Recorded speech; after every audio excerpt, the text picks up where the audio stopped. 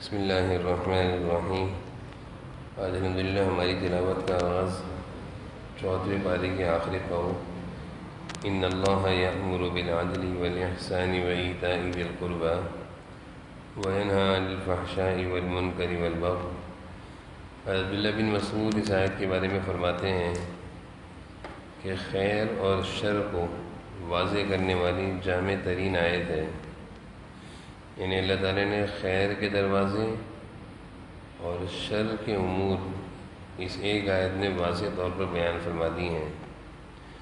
ولید بن مغیرہ جیسا اسلام کا دشمن بھی اس آیت سے متاثر ہو گیا تھا۔ 3 چیزوں کے کرنے کا اللہ نے حکم دیا ہے اس آیت میں، اور 3 چیزوں سے روکا ہے۔ یأمر بالعدل والاحسان وایتاء ذی القربى، عدل و انصاف اللہ کو پسند ہے، ہر ایک کے ساتھ احسان کرنا اللہ کو پسند ہے، رشتہ داروں کے ساتھ، عزیز و اقارب کے ساتھ بھلائی اور برتاؤ اچھے طریقے سے پیش آنا اللہ کو بہت پسند ہے۔ اور 3 چیزوں سے اللہ تعالیٰ نے روکا ہے، بے حیائی اور فحاشی کے کاموں سے، عریانی کے کاموں سے، اور تمام تر نافرمانی اور گناہوں سے، اور والبغی ظلم و زیادتی سے۔ اگلی آیت میں اللہ تعالیٰ قسموں سے متعلق بیان فرما رہے ہیں کہ اپنی قسموں کے ذریعے لوگوں کو دھوکہ نہ دیا کرو، اپنی قسموں کو جھوٹ اور دھوکے کی آڑ نہ بناؤ، کہ جھوٹی قسمیں کھا کر اپنے کو سچا ثابت کرنے کی کوشش نہ کرو۔ اللہ تعالیٰ اس چیز سے روک رہے ہیں۔ آگے سخاوت کی تعلیم ہے کہ جو تمہارے پاس ہے وہ تو ختم ہو جائے گا، یہیں رہ جائے گا، اور جو تم خرچ کر کر اللہ کے پاس محفوظ کر دو گے وہ باقی بھی ہے، اور اس پر تمہیں اجر و ثواب بھی ملے گا۔ پھر اگلی آیت نے فرمایا کہ مرد اور عورت اگرچہ جسمانی لحاظ سے ان کی بناوٹ میں فرق ہے، عورت کا جسمانی بناوٹ اور مرد کی جسمانی بناوٹ میں فرق ہے، لیکن اگر اللہ کا قرب حاصل کرنے والا مرد ہو یا عورت ہو تو دونوں کے لیے آسان ہے۔ شرط ہے ایمان اور اعمال صالحہ، مرد اختیار کر لے ایمان اور اعمال صالحہ کی زندگی، یا عورت، دونوں کے لیے اللہ کا قرب، اللہ کی معرفت حاصل کرنا آسان ہے۔ اللہ فرما رہے ہیں مرد اور عورت جن میں دونوں میں سے جو بھی ایمان اور اعمال صالحہ کی زندگی اختیار کرے گا، ہم اس کو حیات طیبہ، ایک بہترین زندگی دیں گے ایمان اور اعمال صالحہ کی برکت سے۔ حیات طیبہ کہتے ہیں دل کا سکون، قناعت کی زندگی، لوگوں کے دلوں میں محبت اور عزت، یہ حیات طیبہ ہے، ایمان اور اعمال صالحہ کی بدولت ملتا ہے۔ پھر آگے اللہ تعالیٰ ایک ایسی بستی کا تذکرہ فرما رہے ہیں کہ جس بستی کے رہنے والے لوگ خوب مزے کی زندگی گزار رہے تھے، روزگار بھی ان کے پاس خوب آتا تھا، ہر طریقے سے ان پر اللہ کی نعمتیں تھیں، مطمئنہ، بڑے اطمینان سے رہتے تھے، یاتیہا رزقہا، ہر طرح سے ان کے پاس روزی کی فراوانی تھی، کسی بھی طرح کی کوئی پریشانی نہیں تھی۔ جب انہوں نے اللہ کی نافرمانی کرنا شروع کری اور اس عیش و آرام کی زندگی میں اللہ کے شکر کے بجائے اللہ کی عبادت کے بجائے جب انہوں نے اللہ کی نافرمانی شروع کری تو فکفرت بانعم اللہ فاذاقها اللہ لباس الجوع والخوف، اللہ کہہ رہے ہیں ساری نعمتیں ان سے چھن گئیں، دلوں کا سکون بھی گیا، بھوک اور خوف اور دہشت ان کے دلوں میں اتار دی گئی، وہ اطمینان اور سکون اور نعمتوں کی زندگی جس میں وہ مزے کر رہے تھے، اللہ کی نافرمانی اور گناہوں کی وجہ سے وہ سب چھن گیا۔ قرآن ایک زندہ کتاب ہے، اگر ہم اس آیت پر غور کریں تو ہماری اپنی زندگی کے بہت سارے حالات ہمیں اس آیت کا نمونہ دکھیں گے، اور ہمارا شہر اور ہمارا ملک اس طرح کی حالات میں آج کل گزر رہا ہے۔ ہمیں اس آیت سے بہت زیادہ سبق لینا چاہیے کہ ایک وقت تک کہ ہم پرامن اور چین اور سکون اور اطمینان کی زندگی گزارا کرتے تھے، لیکن جب ہم لوگوں نے اللہ کی نافرمانی کے راستے کو پکڑا اور اللہ کی نافرمانی اور گناہوں کی طرف گئے، اور اب ہر جگہ کھلے عام اللہ کی نافرمانی اور گناہ ہو رہے ہیں، تو اس کا نتیجہ کیا ہوا کہ ہماری زندگیوں سے، ہمارے شہر اور ملک سے سکون کی زندگی ختم ہو گئی۔ ہر طرف بے روزگاری ہے، جو اس آیت میں بتائی جا رہی ہے کہ اللہ کی نافرمانی پر 2 عذاب آتے ہیں، بے روزگاری آتی ہے، اور دوسری والخوف، دہشت، کسی کی بھی جان محفوظ نہیں، کسی کا بھی مال محفوظ نہیں، ہر وقت جو بھی مال لے کر نکلتا ہے اس کو یہ ڈر ہوتا ہے کہ کہیں سے کوئی چور ڈاکو نہ آ جائے. یہ اللہ کا عذاب ہے، یہ اللہ کا عذاب ہے، اور یہ اجتماعی اللہ کا عذاب ہے، اور اس پر اجتماعی توبہ ہوگی. یعنی ہر شخص اس عذاب کے لانے میں وہ بھی شامل ہے، کسی کو بھی ملامت نہیں کر سکتے، بلکہ سب کے گناہوں کی سزا ہے، سبھی کو اس پر استغفار کرنا ہوگا. پھر آگے اللہ تعالیٰ دعوت اور کسی کو اچھائی اور بھلائی کی بات کہنے کے آداب بیان فرما رہے ہیں کہ کسی کو جب کوئی اچھی اور بھلی بات بولنی ہو تو اچھے انداز میں بولنی چاہیے، سلیقے سے بولنی چاہیے، تاکہ سننے والا ہماری بات کو اچھے طریقے سے قبول کر لے. کسی کو اچھی بات کہنا غلط انداز میں تو وہ اچھی بات نہیں رہتی، بلکہ غلط انداز کی وجہ سے سننے والا اور زیادہ متنفر ہو جاتا ہے. پھر آگے اللہ تعالیٰ نے ضابطہ بیان فرمایا ہے کہ کوشش یہ کرو کہ برائی کا بدلہ برائی سے نہیں بلکہ اچھائی سے دو. اجازت تو ہے کہ اگر کوئی تمہارے ساتھ برائی کرے تو تم بھی برابر کی برائی کر سکتے ہو، یعنی اس نے اگر تم پر زیادتی کری تو تم بھی برابر کی زیادتی نقصان پہنچا سکتے ہو.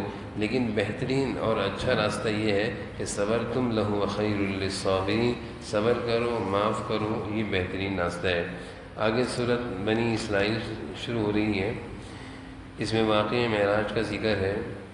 اللہ تعالیٰ نے حضور جناب نبی کریم صلی اللہ علیہ وسلم کو رات کے مختصر سے حصے میں، یعنی ایک رات میں اللہ تعالیٰ نے ایک لمبا سفر کرایا کہ آپ صلی اللہ علیہ وسلم مکہ سے حضرت جبرائیل علیہ السلام کے ساتھ روانہ ہوئے، اور مکہ سے بیت المقدس، اور بیت المقدس سے آسمان، اور پھر آسمان پر اللہ تعالیٰ نے سارے آسمان کی سیر کرائی، جنت اور جہنم اور بہت سارے ایسے جہنمی دکھائے جو حضور صلی اللہ علیہ وسلم کی امت میں سے ہوں گے، بدعمالیوں کی وجہ سے ان کی نشاندہی کری. جناب نبی کریم صلی اللہ علیہ وسلم یہ جنت کی سیر، یہ بیت المقدس کی سیر صبح تک کر کے واپس تشریف لے آئے. جب آپ صلی اللہ علیہ وسلم نے صبح اس واقعے کا اور اس معراج کے سفر کا ذکر فرمایا تو جو مشرکین تھے، کافر تھے، وہ آپ صلی اللہ علیہ وسلم کی اس بات کا مذاق اڑانے لگ گئے اور جھٹلانے لگے، اور کہنے لگے کہ اب تک تو یہ تھا کہ زمین کی باتیں کرا کرتے تھے، اب تک تو زمین کی باتیں کیا کرتے تھے، اور اب آسمانوں کی باتیں کر رہے ہیں. یعنی ایسی بات جو سمجھ میں نہیں آ رہی ہے.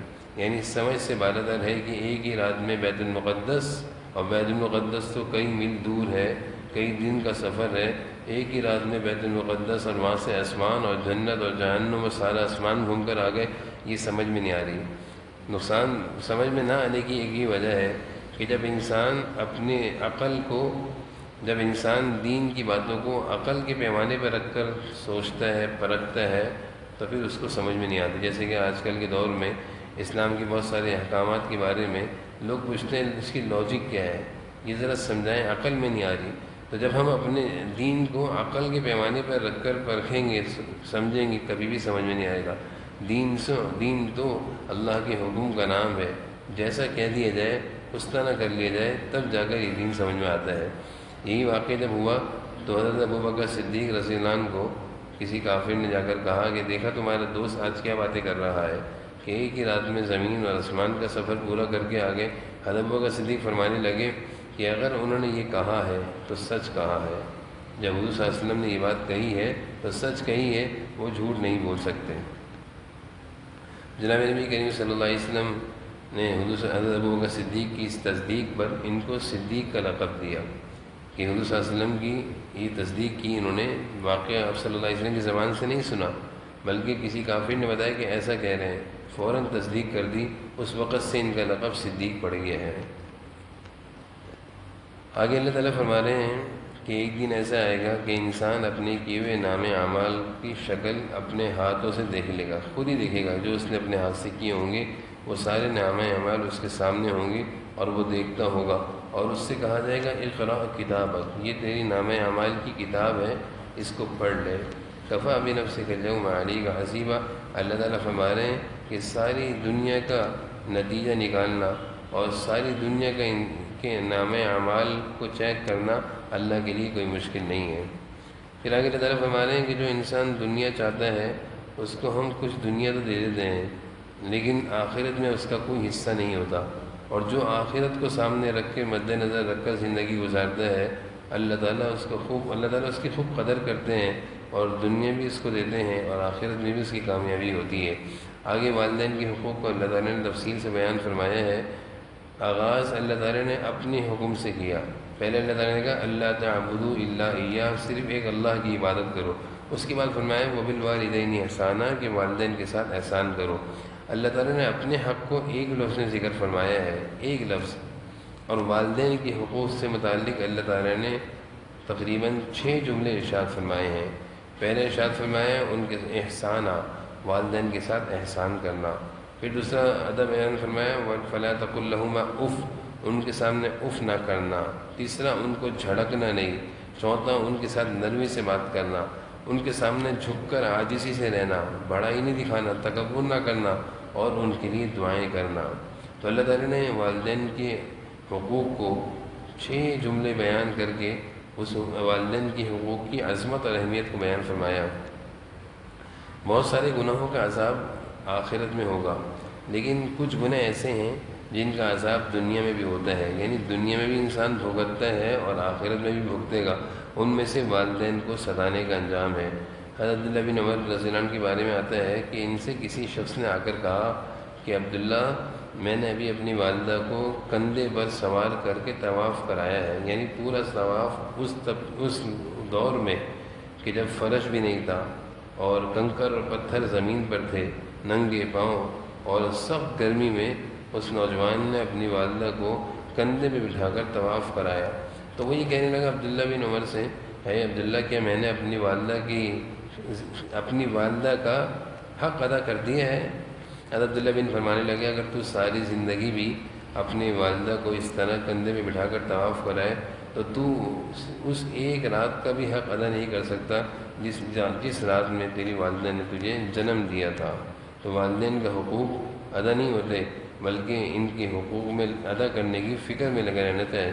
یہ نہیں کہ میں حق ادا کر دوں، حق ادا نہیں ہوتا، بلکہ حقوق کی ادائیگی کی کوشش میں لگے رہنا چاہیے۔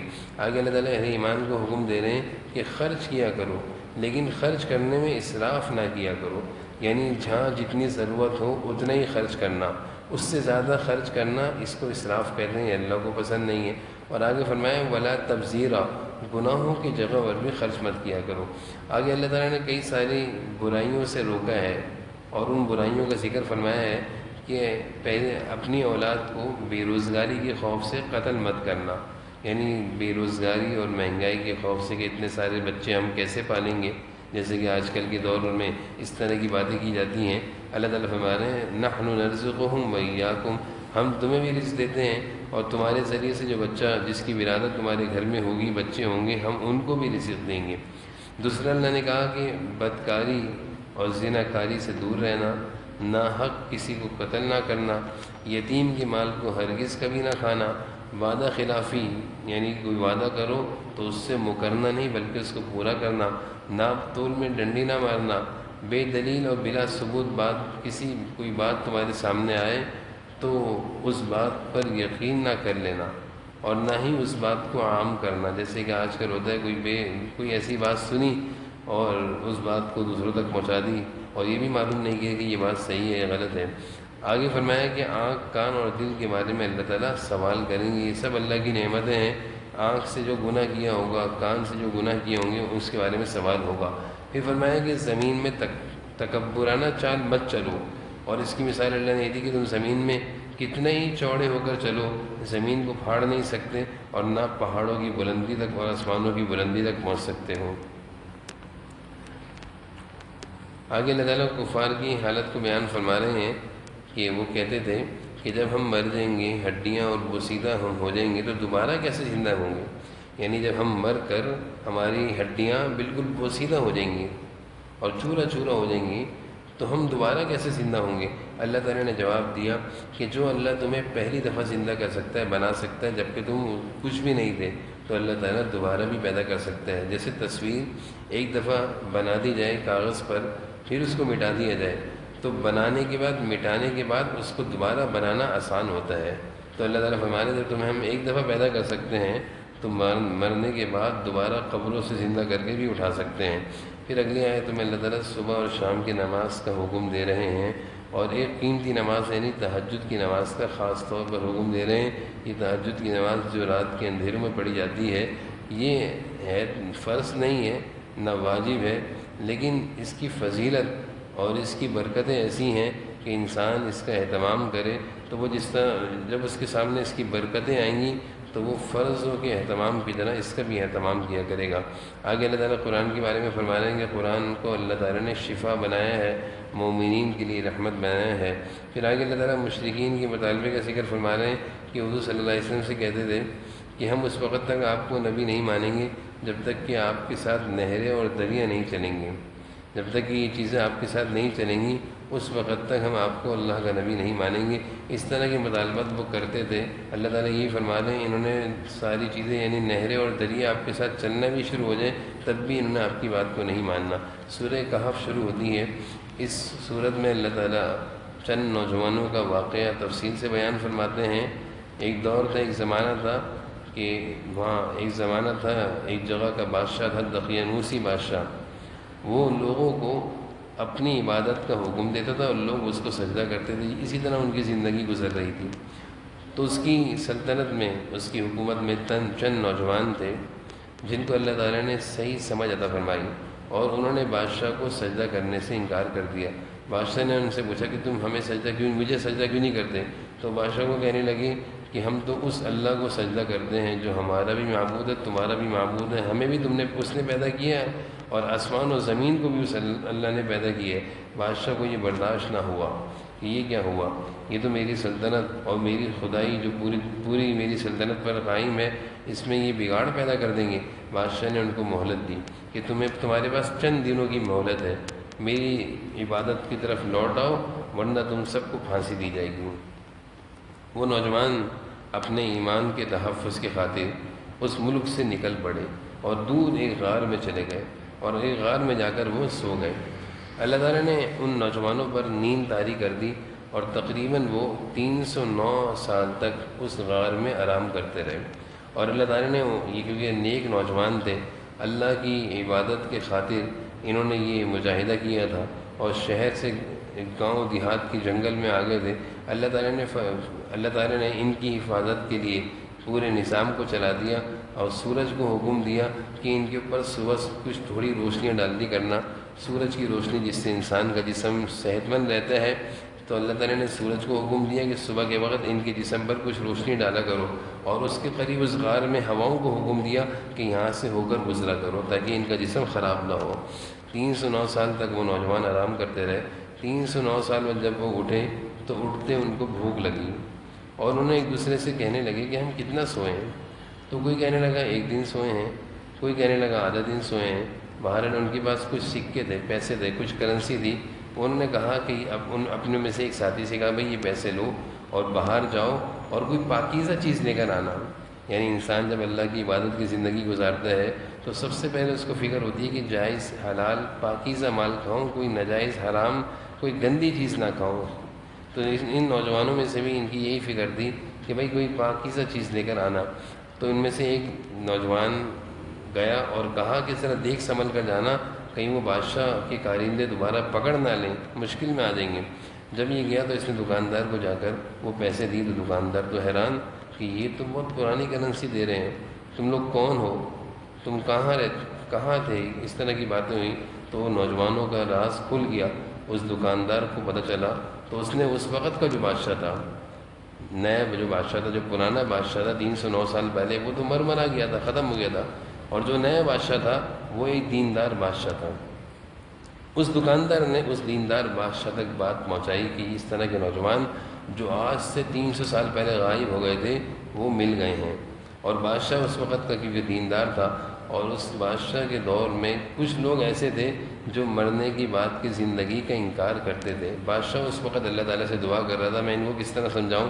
تو یہ واقعہ جیسے بادشاہ کے سامنے آیا تو بادشاہ نے ان لوگوں کو جمع کیا. دیکھو 309 سال اللہ تعالیٰ کسی کو سلا کر اٹھا سکتا ہے تو کیا اللہ تعالیٰ مرنے کے بعد دوبارہ زندہ نہیں کر سکتا. تو ان نوجوانوں کے واقعے سے بعد والے بادشاہ کو اپنی سلطنت کے لوگوں کا سمجھانا آسان ہو گیا کہ مرنے کے بعد اللہ تعالیٰ دوبارہ زندہ کر سکتے ہیں. باہر اللہ تعالیٰ نے ان نوجوانوں کی اس ظالم بادشاہ سے حفاظت فرمائی اور اللہ تعالیٰ نے ان کو غار میں محفوظ کیا۔ پھر آگے اللہ تعالیٰ حضور صلی اللہ علیہ وسلم سے تعلیم دے رہے ہیں۔ آپ صلی اللہ علیہ وسلم سے مشرکین نے سوال کیا تھا روح کیا ہے اور اصحاب کہف اور ذوالقرنین کیا ہے؟ جناب نبی کریم صلی اللہ علیہ وسلم نے فرمایا کہ میں کل بتاؤں گا۔ آپ نے انشاءاللہ نہیں کہا تھا، جس میں اللہ تعالیٰ کی طرف سے اس کے جواب آنے میں تاخیر ہو گئی۔ اللہ تعالیٰ نے فرمایا کہ آئندہ جب کسی کام کے بارے میں آپ کچھ کہا کریں تو یہ کہا کریں کہ اگر اللہ نے چاہا تو میں یہ بات آپ کو کل بتاؤں گا۔ پھر آگے آیتوں میں اللہ تعالیٰ دو دوستوں کا ذکر فرما رہے ہیں، ایک دیندار دوست تھا اور ایک گنہگار غافل، آخرت سے غافل تھا۔ نافرمان جو تھا وہ خوب مالدار تھا، جو گنہگار تھا بے دین تھا وہ خوب مالدار تھا، اور جو دیندار تھا مسلمان تھا وہ غریب تھا۔ لیکن اللہ تعالیٰ کی طرف سے ایک دن یہ دونوں باغ میں داخل ہوئے اور دونوں ایک ساتھ گھوم رہے تھے باغ میں، اور باغ اسی بے دین کا تھا جو دین سے دور تھا۔ تو باغ سے گزرتے وقت اس بے دین نے مسلمان سے کہا، دیندار سے کہا، دوست سے کہا کہ دیکھو میرا باغ کیسا زبردست ہے، اور یہ میرا باغ ہے، میری دولت ہے، میرا کمال ہے، اور یہ سب میری محنت سے ہوا ہے۔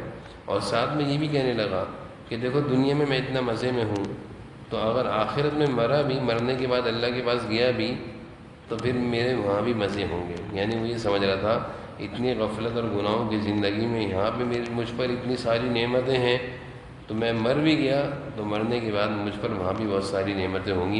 یعنی وہ اپنے نیک دوست کو ملامت کر رہا تھا کہ تو نیک ہے، تیرے پاس تو کچھ بھی نہیں ہے، اور اپنے باغ پر، اپنا باغ جو تھا اس پر ناز اور اترا رہا تھا۔ رات کے کسی وقت میں اللہ کی طرف سے اس باغ پر آفت آئی جس سے وہ سارا باغ ہلاک برباد ہو گیا، تباہ ہو گیا۔ جب وہ دونوں دوست دوبارہ اپنے باغ کی طرف آئے تو اس کو بڑا افسوس ہوا، اور اس کا دوست اس کو کہنے لگا کہ میں تم سے کہہ نہیں رہا تھا کہ یہ اللہ کا دیا ہوا سمجھو، یہ کہو ماشاء اللہ لا قوت الا باللہ، اللہ کا دیا ہوا ہے، میرا کوئی کمال نہیں ہے، لیکن تم نے میری بات نہیں مانی تھی۔ تم مجھے ملامت کر رہے تھے کہ میرے پاس تو ساری دنیا ہے، ساری دولت ہے، دیکھو تمہاری دنیا اور تمہاری دولت اللہ نے برباد کر دی۔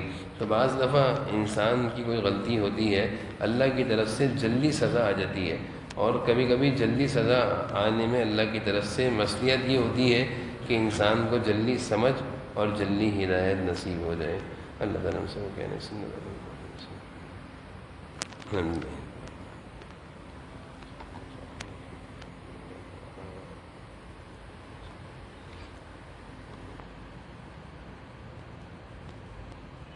صلی اللہ تعالیٰ علیہ وسلم۔